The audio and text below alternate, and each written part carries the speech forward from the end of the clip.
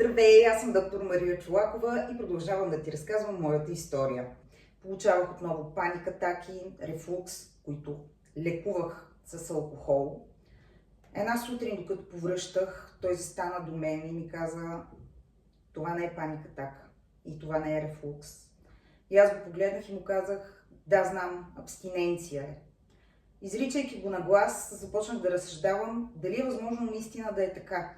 Сметнах количествата алкохол, които пия. Не пиех количество, което според мен алкохоликът изпиваше. Пиех вино, общо взето пиех като социален пияч, но абсолютно всеки ден и от сутрин. Вече бях започнала да имам нужда да изпия чаша вино, за да мога да функционирам. Изпивайки половин чаша вино, вече имах енергия да тренирам, да водя социален живот и това нещо, скъпи мои, както прекрасно си давате сметка навярно, се нарича зависимост.